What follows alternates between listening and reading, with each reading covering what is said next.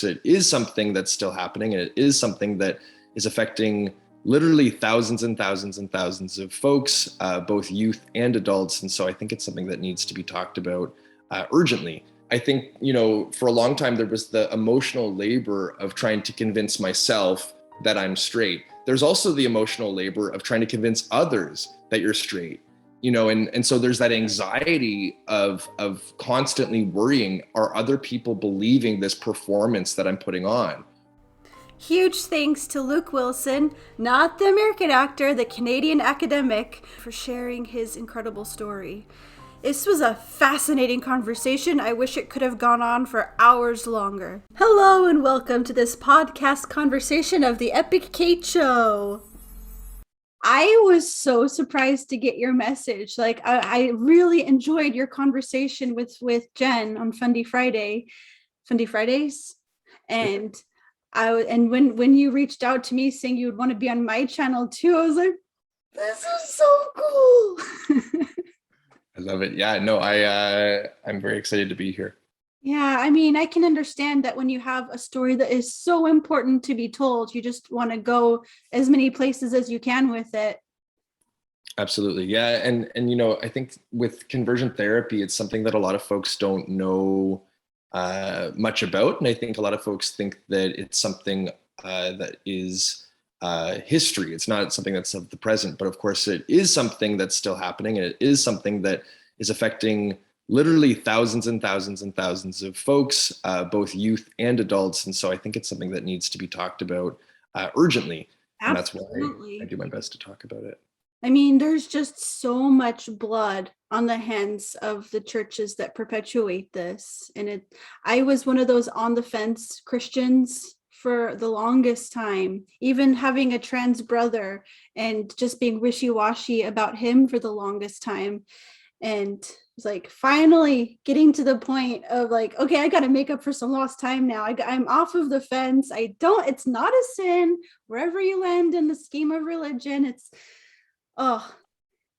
I've made a few videos on this channel so far. I'm going to link those in the description and stuff. It's why the Bible is not anti-LGBTQ and trans day of visibility. And I've got other stuff in the works as well. So phenomenal. Becoming part of the solution, putting some good stuff out there. So I would love to hear about, help me to understand the mindset that led you to Liberty in the first place. Yeah, so Liberty, I should first say, is the world's largest evangelical college university. It is located in Lynchburg, Virginia, founded by Jerry Falwell Sr., who was, of course, one of the founders of the Moral Majority back in 1979, which is in part the reason for folks like Mike Pence, Donald Trump, Ronald Reagan, Bush, Sr. and Jr., among others. And so Liberty is a very political and religiously conservative institution. And I found out about Liberty from my uncle, who was the national recruiter in Canada for LU. I was not planning on going to the States. I'm from Toronto, Ontario, Canada. And I was raised on a very strict diet of anti-American sentiment. And so the idea of going to the States wasn't necessarily something I wanted to do. But my uncle, who again was the recruiter in Canada, said, Luke, come on down for a trip to Virginia and, just check out the school. And I was like, you know what? I guess I'll go on a free trip to Virginia, even though, of course, who wants to go to Virginia? But I did go. And I went actually 6 times in all before I eventually went to Liberty. But I went down and, of course, everything in America is just bigger than it is in Canada, specifically the college experience or the university experience. And so getting down there and seeing this campus with a bunch of Christian folks around my age or, of course, just a wee bit older was super exciting. It was something that I thought to myself, if in fact, I'm to go to university, which I wanted to do, I might as well get my foundation in a Christian education and then from there go on and change the world for Jesus, or at least this is how I conceptualized it back then. So I went down, again, had fun, enjoyed it. And when I was there, I saw that they had an ad for men struggling with same-sex attraction, to use the language that they used. And so I, noted that, and I even asked, some folks afterwards. I was like, "Hey, did you see that ad for guys struggling with same-sex attraction? What's that all about?" Meanwhile, of course, like I'm the gay kid, and was heavily invested in becoming straight at that time, and wanted to do so after.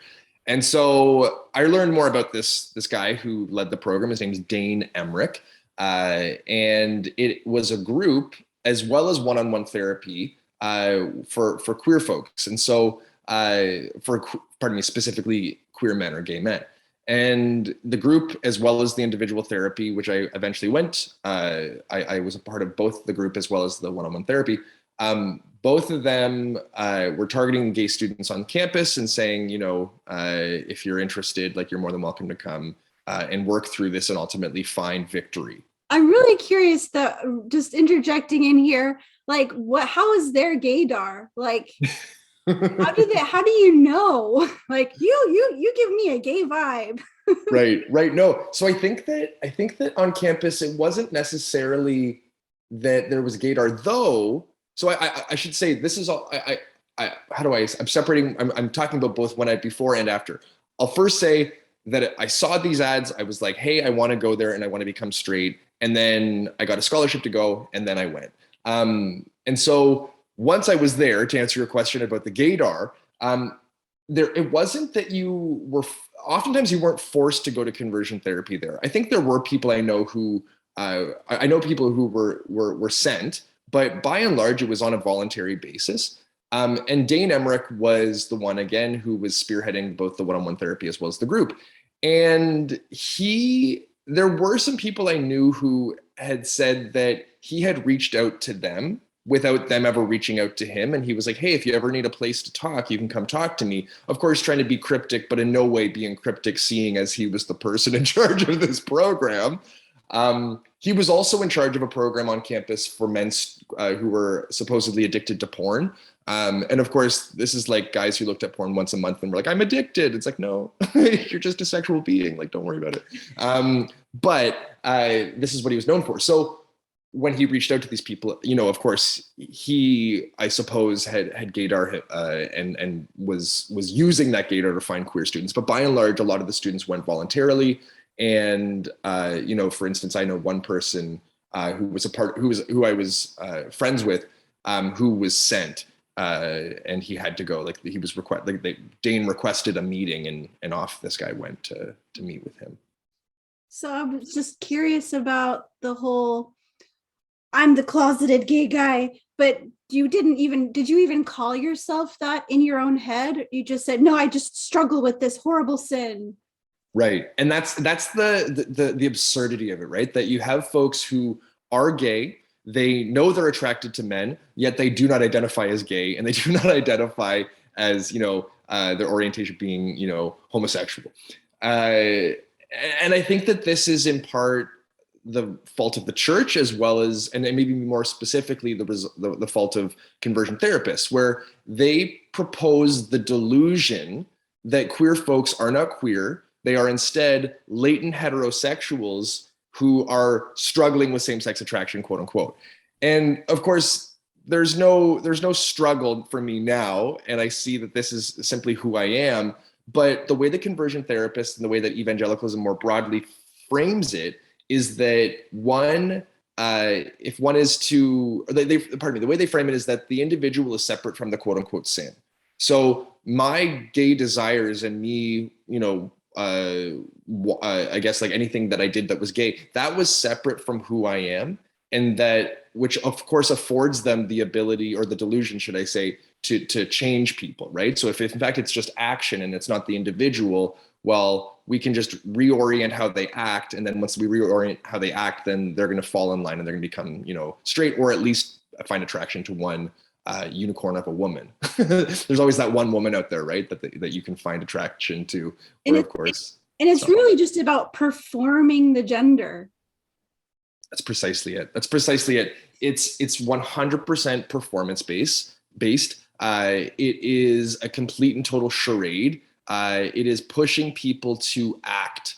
And again, what I should say is that conversion therapy doesn't doesn't argue, how do I say this? Conversion therapy does not argue that at the core of homosexuality, or what they would see as same-sex attraction, to be a gender or a sexuality issue. They don't think that queer folks have a sexuality issue as much as they have a gender issue, in the sense that they say, for me, for instance, how do you say this? Let me rephrase this. Maybe this is something to edit out as I stumble over my words. But it's that they say that again, so it's not so much a sexuality issue as much as it is a gender issue. And with it being a gender issue, it's that for me, for instance, I didn't identify with the capital M masculine, or what it means to be a man, at a young age. And so what they say is that if I'm to rediscover what it means to be a man and to identify with, the world of men, then I am able to realign my gender identity. And then once I realign my gender identity, my sexuality will change in turn. Because again, at the core, according to this theory, is a gender issue, or a gender identity issue. And so they push you to perform a very prescribed way of being, or a way of doing, should I say, a way of acting, so as to change how I identify in regards to my gender, which of course, according to their thinking, is then going to realign how I identify sexually. That just sounds, that is torture to me. I'm married to a man. It's all fine. There would be no reason for them to be mad at me, except I don't perform femininity. I don't shave my legs. I barely pluck my eyebrows. I am so low maintenance. I'm missing the pink gene, and I don't care. But it's to think of people that were going to be like making me wear makeup and making me wear skirts and making me shave. That just sounds like a horror movie. Mm-hmm. And that's it, right? Like it's pushing people to live inauthentic lives. It's pushing people to live lives that are not true to who they are, which of course is a violent thing. And I think that, when we think about gender and sexuality, of course, for those of us who have, a reasonable, or what some would call a liberal view of sexuality and gender, it's that we say that, you can be whatever you want, however you identify, that's great. The violence, though, is telling someone that they have to act a certain way, right? If someone is a straight man and is acts very heteronormatively, or acts very macho or whatever, that's great. If a woman does that as well, that's great. If a man or a woman, identifies as super feminine in a super feminine way and expresses her femininity, then that's great as well. It literally doesn't matter. What matters is when we tell people they have to act a certain way or be a certain way. That's where the violence is. But how did it feel being this kid with these feelings for men and just having to just shove them down all the time? Like how long did you feel like you had to shove this part of yourself down? Yeah. Sorry, that was a few questions. No, yeah, there was the question of how did it feel, and then for how long, I think. So with how it felt, how do I say? It felt bad. I think sometimes when I talk about these things, I'm reduced to that sort of childlike response, where it's like, how else do I explain this other than it felt bad? It felt not good. It felt unnatural, and I think, for a long time, there was the emotional labor of trying to convince myself that I'm straight. There's also the emotional labor of trying to convince others that you're straight, and so there's that anxiety of constantly worrying, are other people believing this performance that I'm putting on? Are other people seeing what I'm putting out there and saying, oh yeah, Luke, the straight guy? Right? So you're constantly monitoring yourself. You're constantly thinking about what you've done, and you're thinking back to every little aspect of your interaction with that person and thinking, did I perform well? And so that's certainly part of it. There's also the part of it where you feel guilty for the things that you've done. Again, in conversion therapy, the way that they frame it is that it's not these individual acts, right? So any homosexual acts that I committed, this was not a reflection of who I am. This is a reflection of a sinful sort of like nature, a sinful temptation. Or not, how do I say that? Not so much a sinful nature. I guess all of it comes back to sinful nature according to evangelicalism, but it's the sinful temptation. And so they separate you from the act. So you felt, oh, if I did do this one act, I feel guilty for that one act, not necessarily for, being gay, because again, that's not part of the evangelical imagination to be gay. So the problem is that when you have this individual act that you feel bad for, and then another individual act that you feel bad for, and then another and another and another, and it keeps going and going, you start thinking, maybe this isn't like a matter of like individual acts. This is much more who I am, right? And so you start thinking about yourself in really negative ways, and the hatred for those individual acts turns inward. You start to hate yourself. So there's this shame, right? That is compound, like the guilt that compounds turns into this shame in concert with this anxiety, and then on top of that, not to mention the self-hatred, all of this works together in a really toxic way that makes you feel horrible, right? It makes you feel bad about yourself. It makes you feel like you're not good enough. And if God is able to do anything, yet somehow I'm not changing, the problem is me. And you think of yourself as a problem. I remember watching an episode of the show where these 5 gay guys remodel a person's life and like teach them how to cook and dress and blah, blah, blah. And one of the presenters was talking about how it was so hard for him to step into a church, that he had just cried, begging God for years to take his gayness away from him. Like, why aren't you doing this for me? Yeah, that's Queer Eye. I remember that episode. It's with, is it Bobby, I think? Yeah, Bobby. That show is so huge in my that episode particularly was so huge in my like understanding. Like, it took so much time for the penny to drop. Wait, I guess a better idea to take hats off before putting it on. I love it. Yeah, and I think that those effects, the shame, the guilt, the anxiety, the self-hatred, all of that does not just go away once you're out of conversion therapy, right? These are things that are taught to you, that are ingrained within you, that become a part of you. And I've been doing my best since to, uproot these feelings. But again, it's a long process of figuring this out and thinking through and feeling through a lot of these emotions. And to answer your question about how long this lasted, again, this was going on before I went into conversion therapy because of the evangelical church I was a part of, but it went on well beyond, right? And at this point, I'd like to think that in a lot of ways I've worked through a lot of the stuff and felt through a lot of the stuff as best as possible, or to the best of my ability. But at the same time, I know that there are things that still affect me. I know that there are things that still, haunt me in some ways, that I realize subconscious, or I'll realize I'm thinking about something subconsciously, and then it sort of comes to my consciousness, what I'm thinking about. And I'm like, what in the world? Why am I monitoring again how I'm standing, how I'm sitting, how I'm walking, right? There are, times where I'll pull my chest or push my chest forward, pull my arms back, and, slow down how I'm walking, because subconsciously I don't want to be read as gay in certain spaces. And then it's like, what the hell? Like, I don't give 2 hoots if I'm gay in this space. But apparently, subconsciously, that is something that I've thought about. Like, our subconscious does try to protect us if we feel like there's going to be danger or something. Like, right. Hopefully you live in a safe place, but so many people just aren't in a bigger city and in a place where they can truly be themselves. Yeah. Well, that's the thing. It's like Toronto.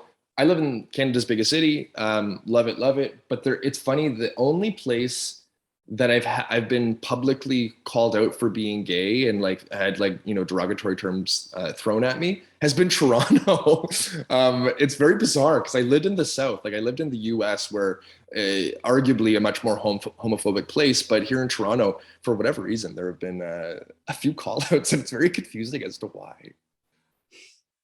Oh man. So what was when it was really interesting in your conversation with Jen, that you had mentioned that you didn't realize that it was conversion therapy when you were going to it. You're like, this is just a club. This is just accountability and fellowship to work against this.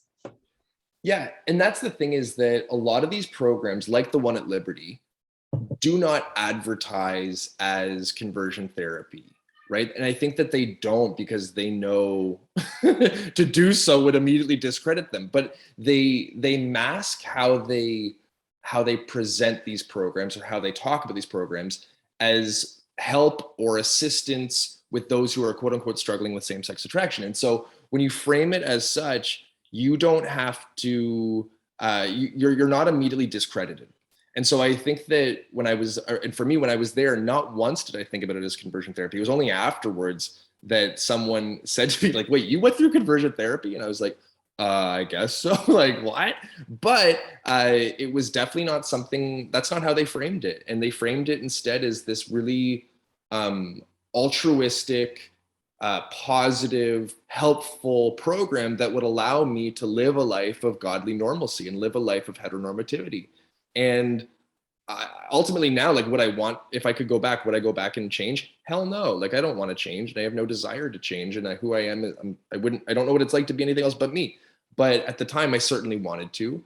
And they, of course, preyed upon students like me who wanted to change. And they framed themselves as those who were trying to help us. And you know, if you're a student and you're an impressionable young kid, you think to yourself, well, this is an authority that has my best interests in mind, so I'm gonna follow. Mm-hmm. And it was, I remember when you mentioned the thing about how when the man would pray for you, he would be very handsy. Like, what's going on with that? Yeah. So, oh my goodness, looking back, it's just so cringy, eh? But at the time, it was very much like I knew why he was doing what he was doing, or I thought I knew why he was doing what he was doing. I have no idea ultimately what his motivations were, but in my mind, when he hugged me, when he would pray for me, he'd either put his hands on my shoulder or on my knees, and he would give me these big bear hugs when I'd see him at the beginning and the end of these meetings. When this would happen, I always saw it as him trying to model good touch, bad touch. Like men do this. This is how men interact with each other. And so I always saw it as him trying to be in some ways pedagogical about it, right? That he was tutoring me on how to appropriately be in contact with other men. Of course, it didn't work. You know, again, yours truly is still pretty gay, but it was his, I think, desire to show me how I should be interacting with men. Again, I have no idea if he was being creepy. You never know. Like, that's always a possibility. I have no desire to know at this point because that would creep me the heck out. But yeah, that was always a defining part of our meetings, was that he would we would talk about all these different things. We would read scripture. We would, read this textbook that he had given me, but always this physical element as well. So interesting. So I'm going to imagine that it was basically like Bible verses that you can use as a shield over your mind for when the terrible thoughts come. And maybe it's a little triggering for me to refer to the thoughts as terrible, but no, I mean, here's the thing with we did read scripture. And there were idea of like taking all thoughts captive and giving them to Christ. There was I don't remember any specific verses per se. It wasn't like he got out his Bible and was like, here are the 6 or so references to homosexuality and how you're deplorable. He communicated that in different ways, just not necessarily as explicitly. And we certainly read scripture. We also prayed, but it was always him praying for me, never me praying for myself, which I think is, of course, very telling, that he was interceding on my behalf and I was not doing that prayer work myself.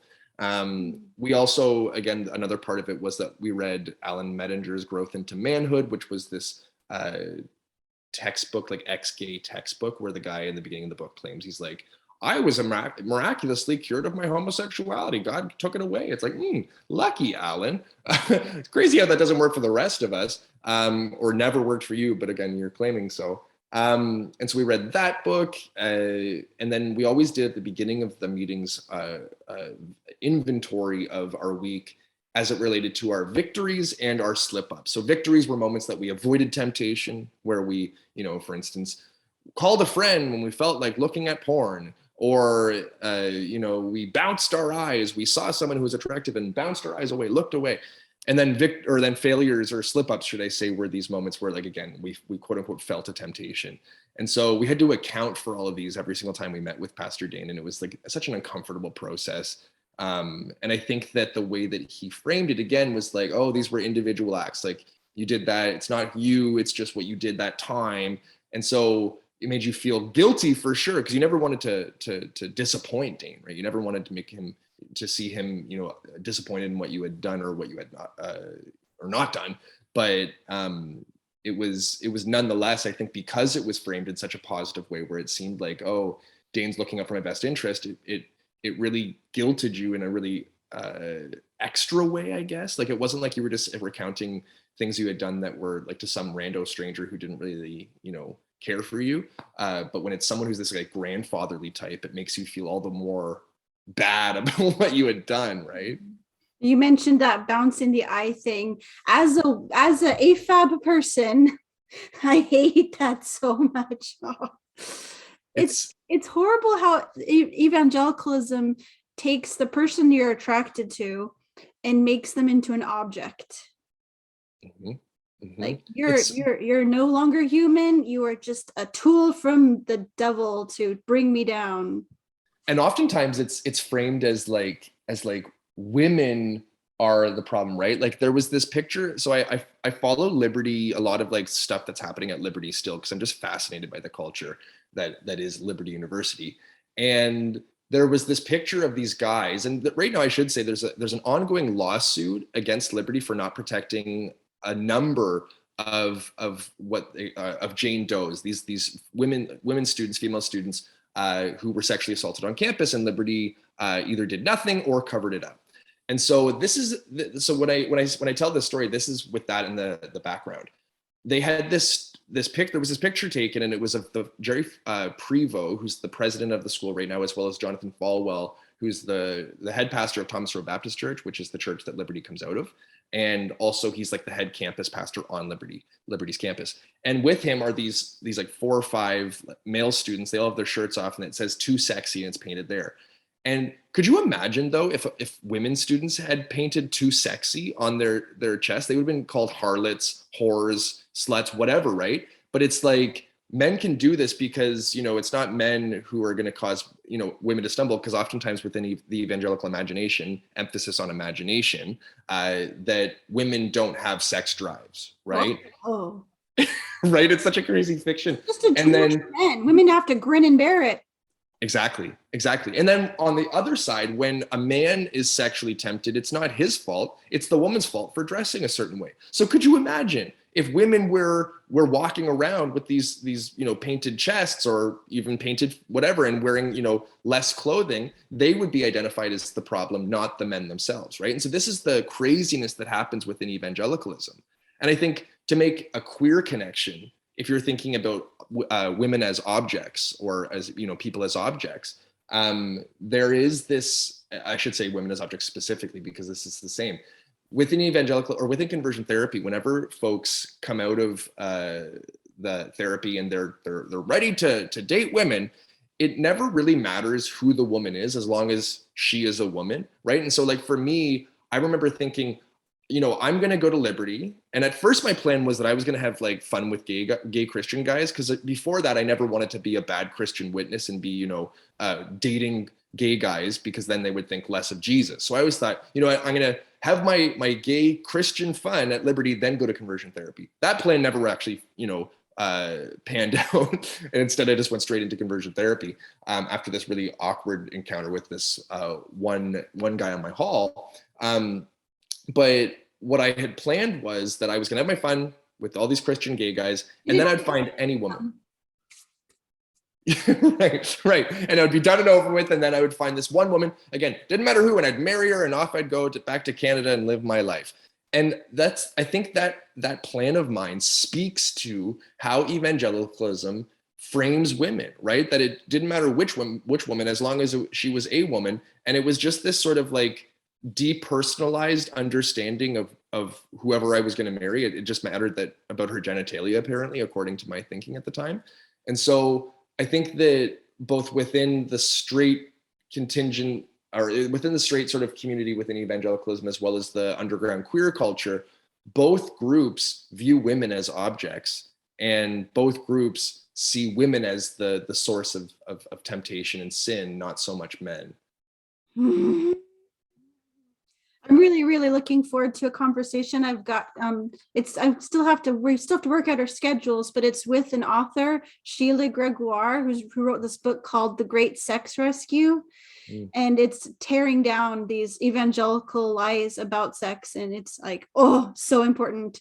It's written to a very straight centric evangelical audience, which is like, I mean, they couldn't just write a book saying, guess what, guys, it's actually okay to be gay, because nobody would read it. But there's still so much work to be done. Yeah. And that's the thing. I think that right now we're seeing a moment and in evangelicalism where a number of evangelicals are dissenting. A number of evangelicals are saying, I don't want to be identified as an evangelical anymore. Or there's even the movement of the new evangelicals. Mm-hmm. And I think that it's been something that's been going on, obviously, like not just right now. Like this has been since like the early 2000s, if not before, should I say. I mean, I even if you think about, what was his name? Oh goodness, I went and saw the film The Eyes of Tammy Faye. I want to see that. You have to see it. It's so good. It's so wonderful. I can't, I loved it. It was phenomenal. But in that film, of course, in the night, it was like 1980, yeah, I think it was 1985. Tammy Faye Baker, of course, a charismatic televangelist, is speaking with a gay AIDS patient, and he does live. Like you find out that this person lives, which is just phenomenal. But he was, of course, like these were some of the queer pioneers who were pushing for inclusion within the church. But I think from 2000s onwards, there has been this mobilization of queer folks within the church who are trying to reframe the narrative, to reorient the narrative, I guess, to play with words. But it's a way of sort of finding space for queer folks within religious spaces, particularly within evangelical spaces, or Christian spaces more generally. And so it's something that's exciting. It's something that's very neat, but it's something that, like you're saying, there's just not too much even now about the topic. I wanted to hop back over to this too sexy picture. So was there any run over in the timeline of you going to this school and all the controversies and scandals with Jerry Falwell Jr.? So this is the thing about Jerry Falwell Jr., as well as Jerry Falwell Sr., and all of just Liberty University. There are always scandals, right? There were accreditation scandals. There were financial, questionable financial dealings, which of course are now coming to light with Jerry Falwell Jr. There have been all these different scandals throughout Liberty's history. And when Jerry Falwell Jr. took over, so Jerry Falwell Sr. died in 2007. I went to Liberty in 2008. And so he really came to power in a lot of ways when, just before I got there. He was working behind the scenes in a lot of ways before that. But when I got there from 2008 to 2012, it wasn't so much there wasn't much of an emphasis on Jerry yet. And I think this was because he didn't have any connection to Trump yet in the way that he did eventually. And so the year after I left, Trump was invited to come to campus. And so with that, darn, you missed. I know. Where was I?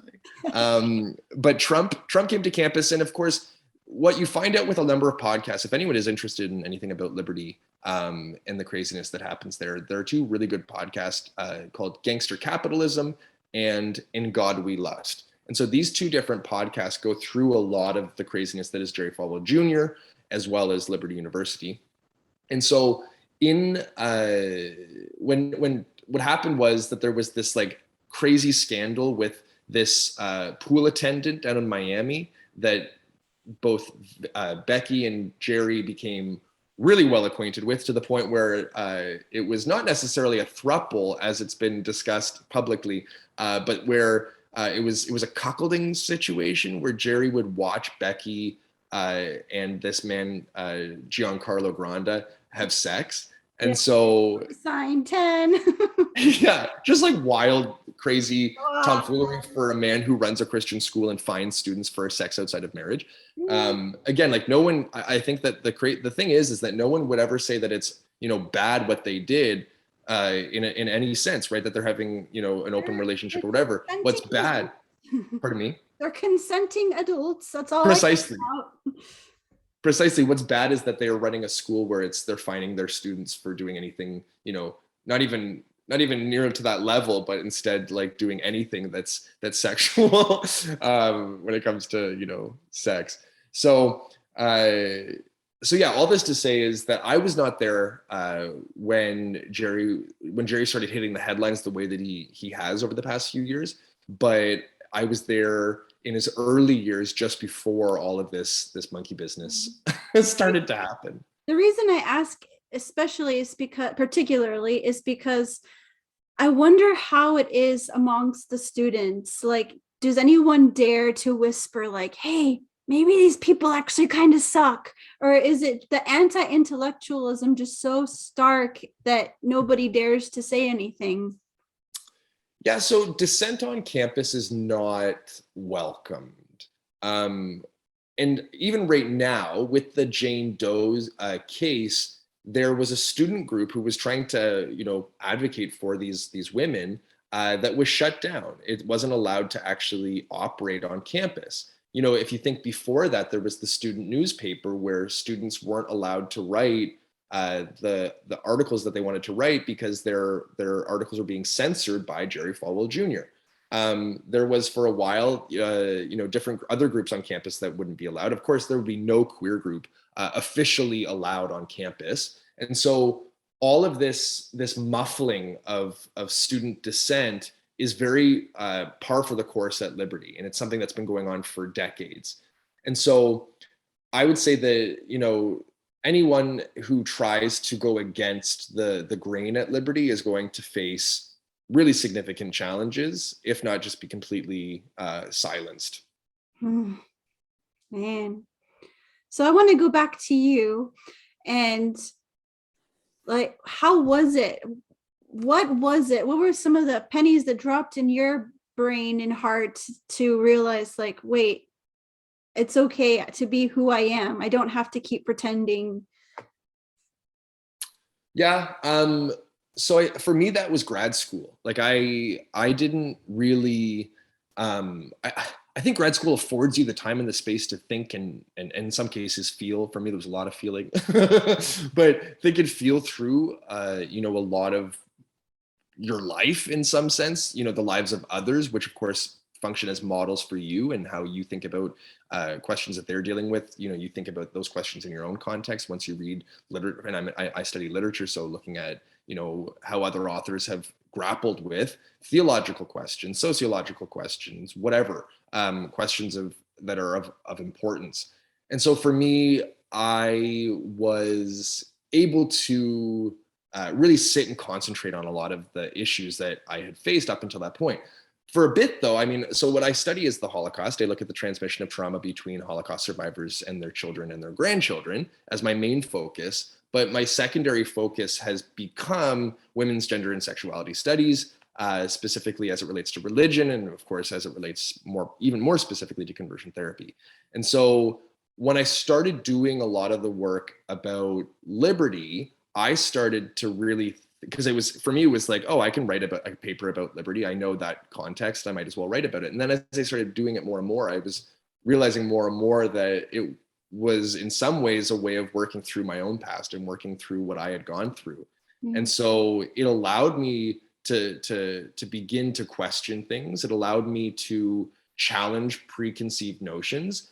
I can think, you know, for a long time, because of course evangelicalism is divided into binaries: good, evil, right, wrong, of the devil, of God, whatever. I think that my sexuality became a wedge in that binary system because I didn't fit, right? I didn't fit in the straight world because I'm not straight, and I didn't fit at the time because I thought that, you know, you couldn't be gay. So this my sexuality opened up this binary for me and forced me to recognize that I don't fit into this construction of the world. I don't fit into this construction of human sexuality the way that evangelicalism has constructed it.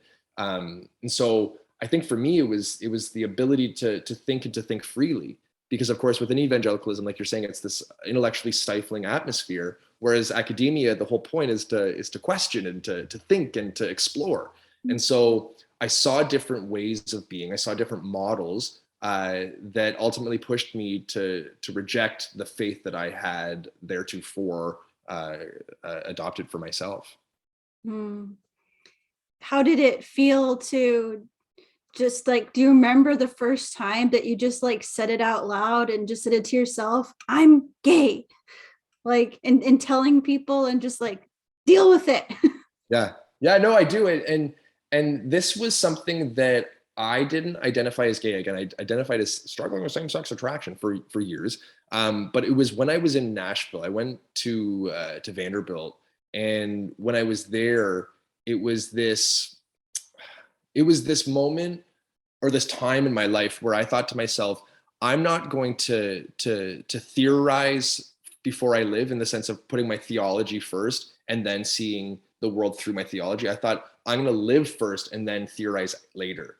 So for the longest time, I let my theology direct how I lived, and I thought, you know what, I'm going to let how I live direct my theology.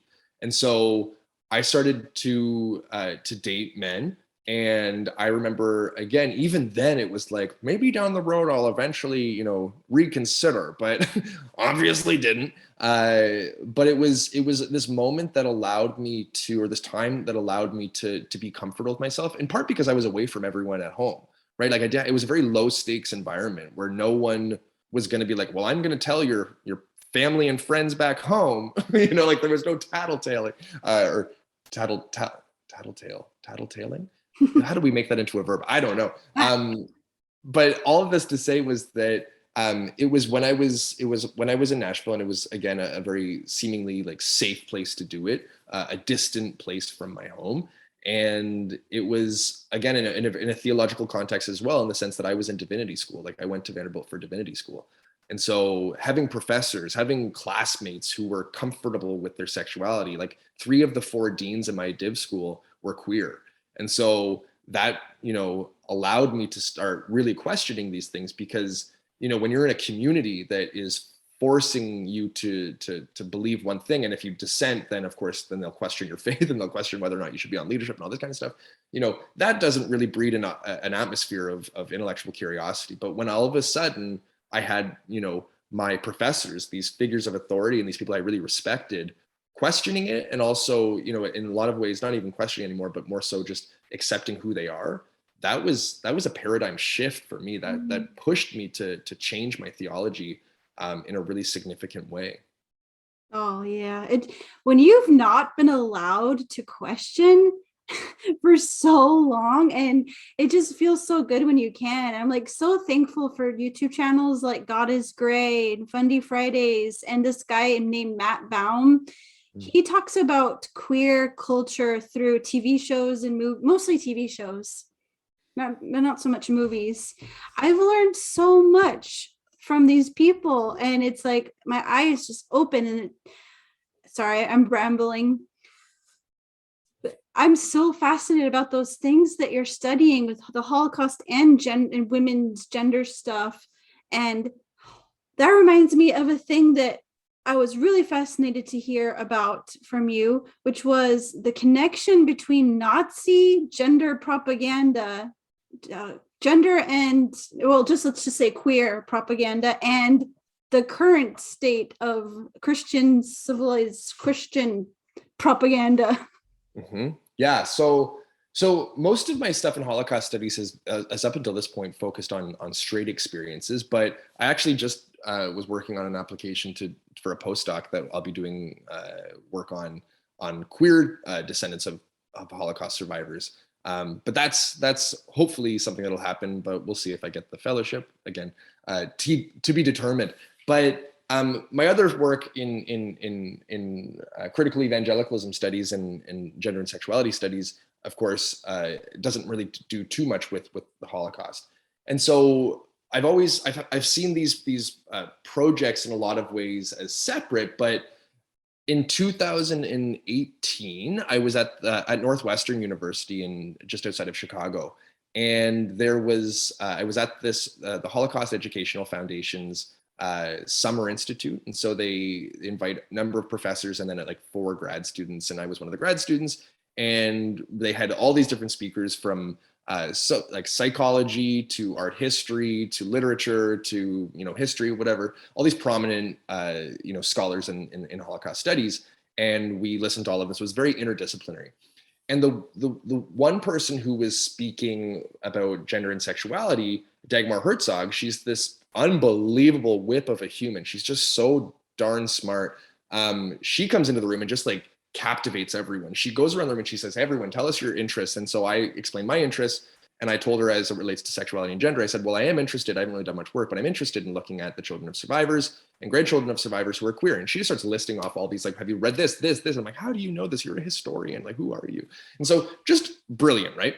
And she then, as we all talked about our interests, she then started creating this lecture as she went that was trying to tie in all these different loose ends.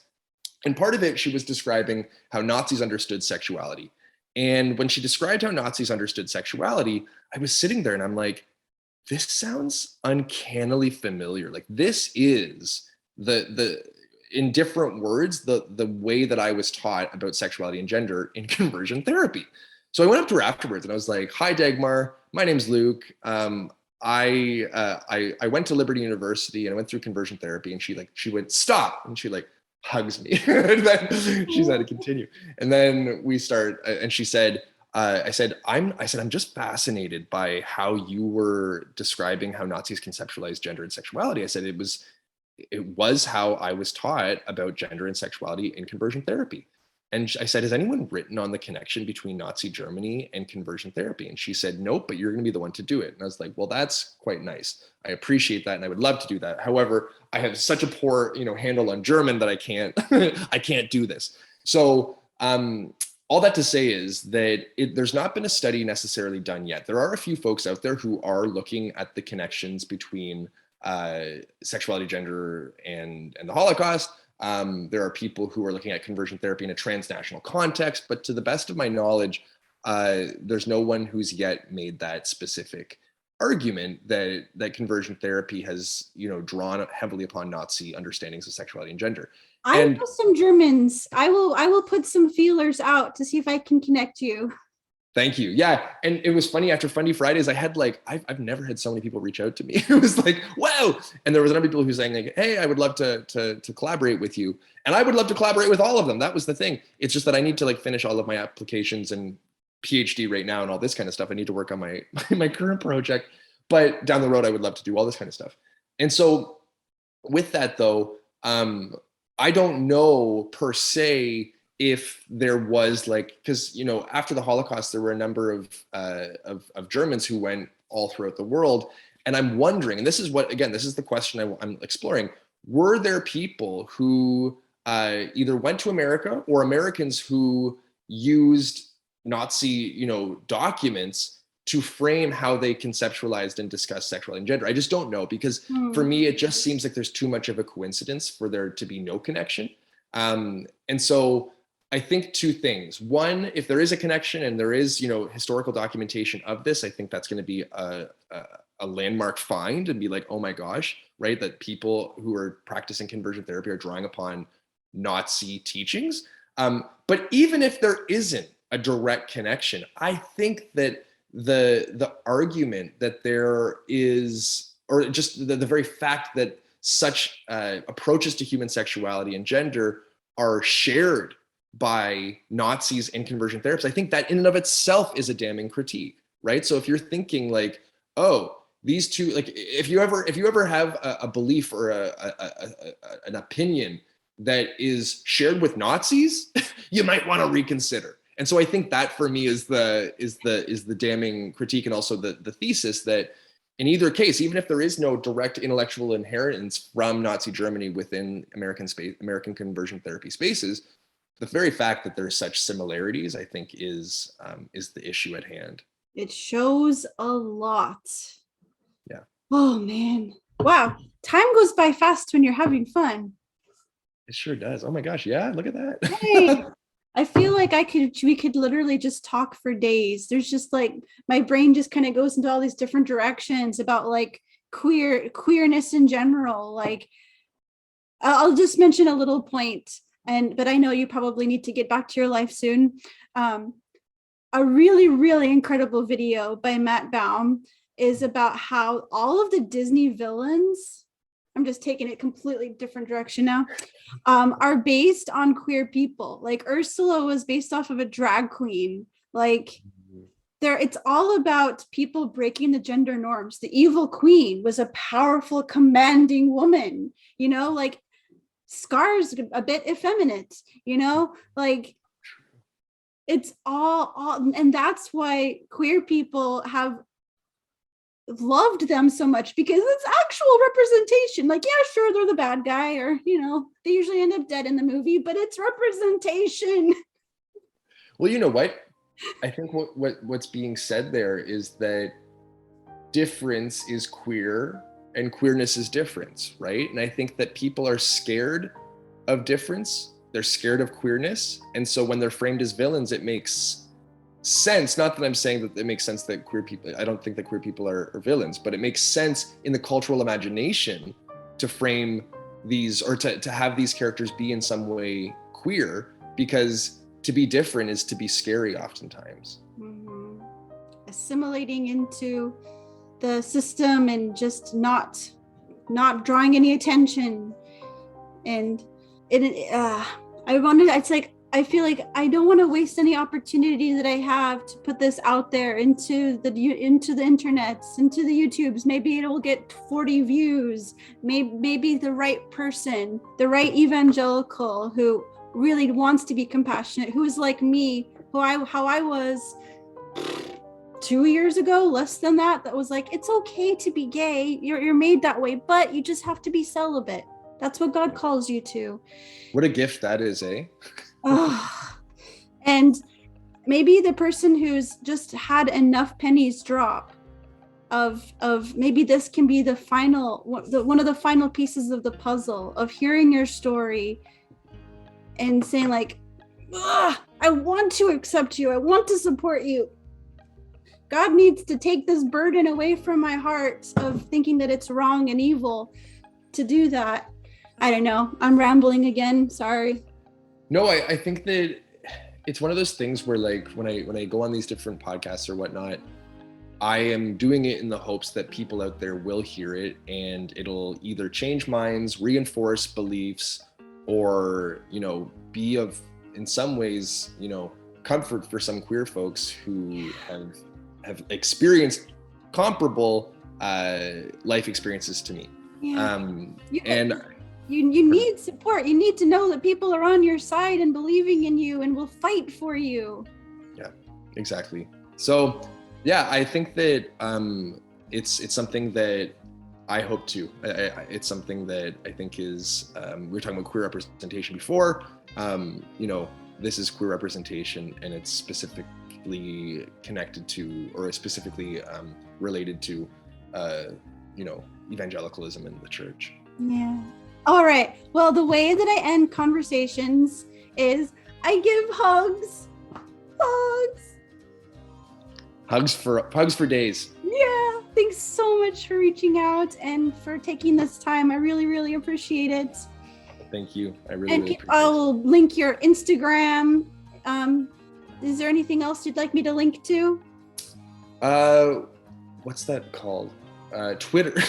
Twitter. Yeah. I can link that as well. Yes. Cool. All right. Bye.